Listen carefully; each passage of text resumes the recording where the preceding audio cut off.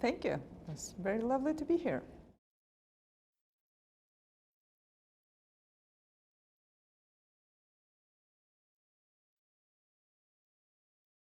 Well, first of all, our leadership, Commission President Ursula von der Leyen and Council President Michel congratulated on the very first night when we got the results.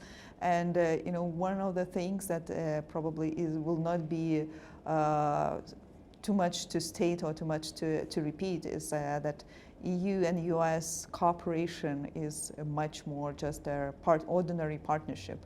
It's broader. It actually goes through all the sectors, through all the states, and we're security partners.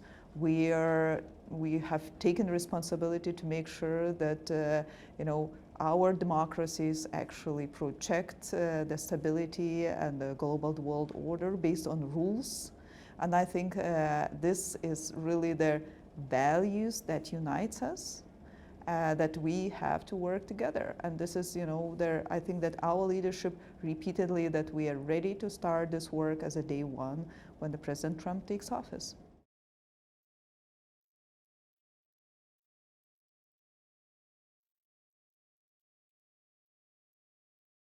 So we have the 17 members of European Parliament coming here, as well as 8 congressmen, and this is what we call transatlantic legislators dialogue.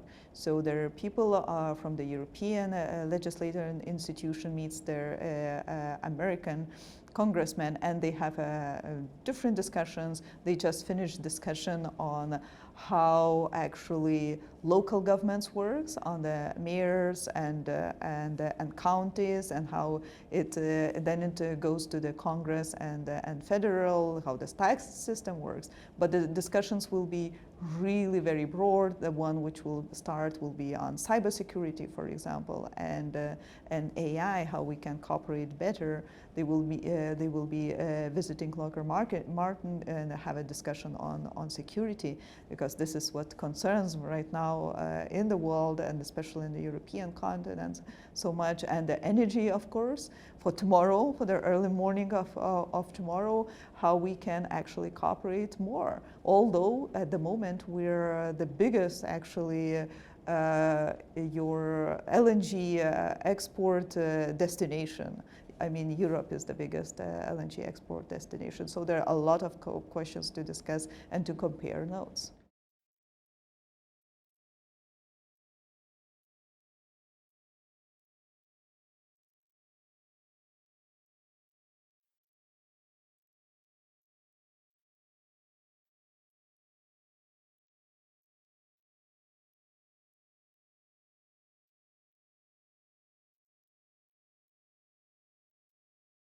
Well, first of all, we already buy approximately, their energy worth is 60 billion euros, around $65 billion a year, and this number is actually have been increasing dramatically, increased more than 70%.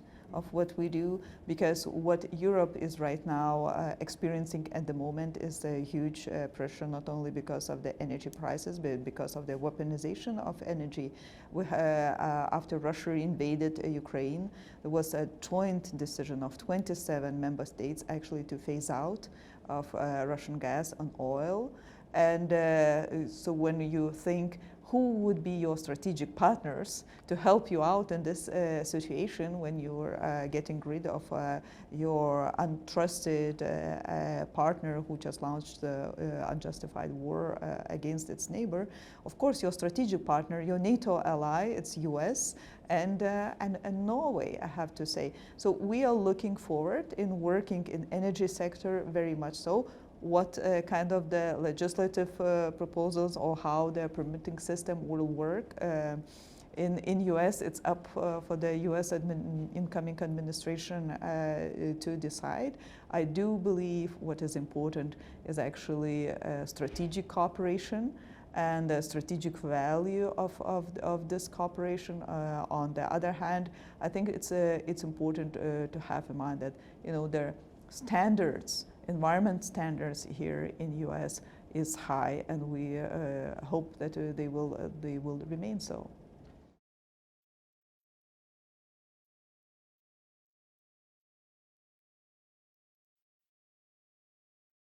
Well, that's really so, because as we introduce sanctions against buying Russian fossil fuels, some of them had a gray period, adoption period, so-called adoption period. So hopefully we will continue to phase out Russian LNG as well in the upcoming several months. So that actually gives really a huge possibilities for states like Texas to export even more to Europe.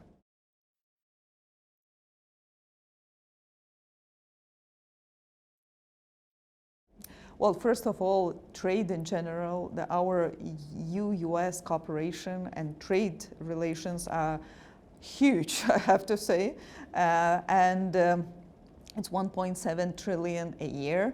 It sounds like a big number. Sometimes you get lost how big it is. So it's a 3.7 billion dollars a day crosses across the Atlantic goods and services. So it's, yeah, and I'm always joking, and I just use this joke in the other room, saying like it's 2 million a minute.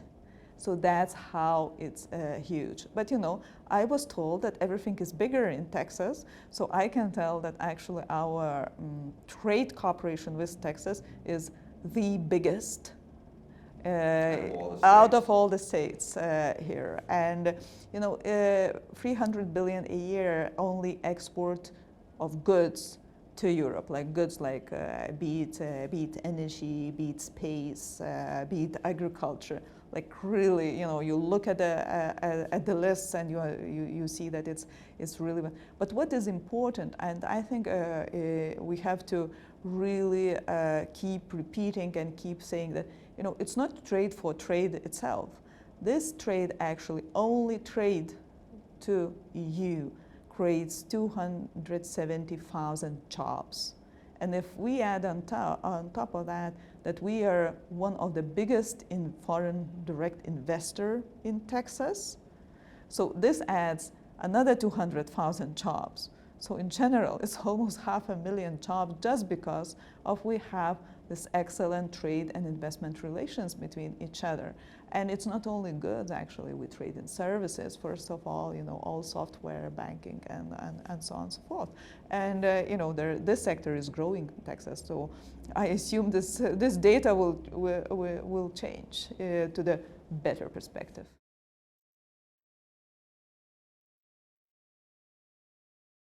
Well, I think that those numbers actually speak for itself. Any kind of the barrier which comes in between, or actually could be harmful. And I think what is more important is actually to focus on positive agenda. What we can do more and better. Where are the major concerns? We spoke about energy. Can we trade more in energy goods? Is there anything we can do together? We are very good on, for example, renewables, and there are some huge projects coming in Texas which will add up into energy mix. And our technology, we have advanced technologies in there.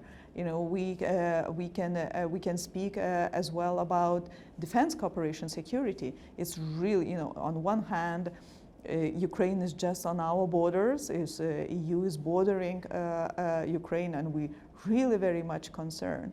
And we spend quite a lot. Only EU spend like $150 billion for the whole war to support Ukraine. Part of that, we spend around 40 billion a year only on defense support to support Ukraine in defense. And interesting fact is that actually more than half of what we spend on defense we spend here in the United States and in Texas, because defense production, defense industry is much stronger here than EU. We have to pick up. We just now actually really trying to invest and to rebuild by spending more on defense, but as well of spending more on defense innovation. So we have our own capabilities, but until that moment, we actually will need your help and your industry, and we will probably need to actually buy much more. So there are sector by sector, and we can think about any other areas, be it AI, be it quantum computing, be it semiconductor industries. The cooperation is really very close, and together we have actually competitive edge there. So there are really positive things. Instead of kind of dwelling too much into their creating barriers, I think we have to, first of all, to explore what could be a good deal for us.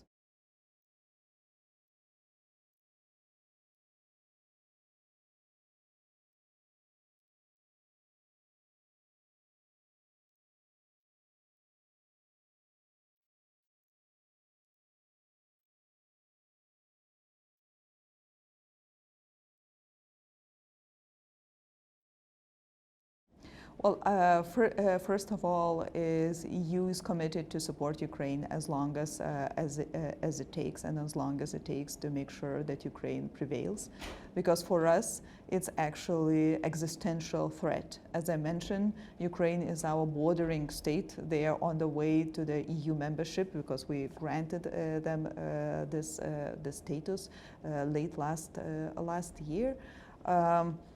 And we really believe that the way how we handle Ukraine, or how we handle this war, Russia's war in Ukraine, will actually have influence and impact what the other authoritarian leaders, non-democratic leaders will do around the world.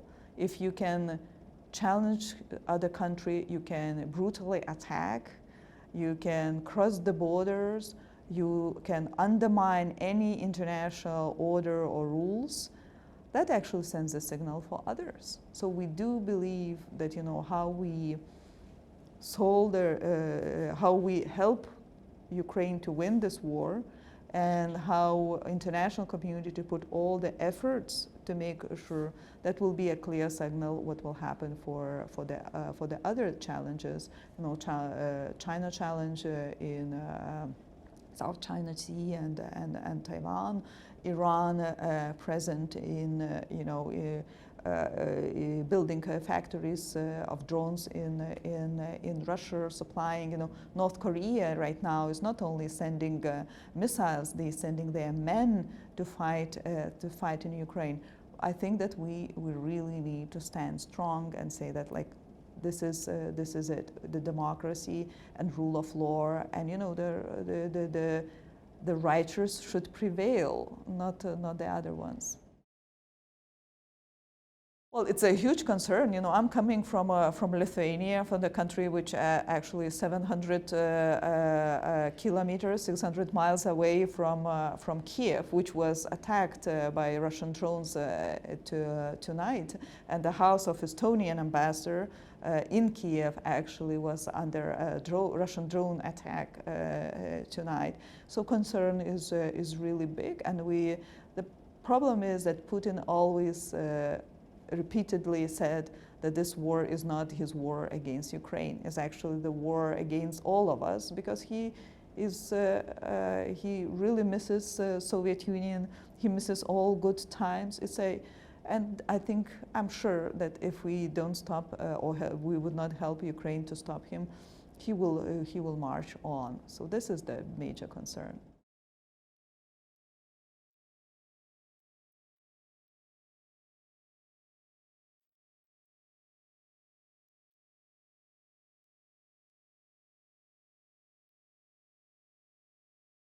Well, Europe is very strong on and expressing its concern, and there is not even the idea of tolerating of this kind of behavior. And we have expressed at the highest level that it's not really acceptable for that. And I think that we have to stand strong and the violence is never the tool, and it should not be it should not have a place in Europe. Jovita Neliupsiene, the European Union Ambassador to the United States. Thank you so much. We appreciate it. Thank you.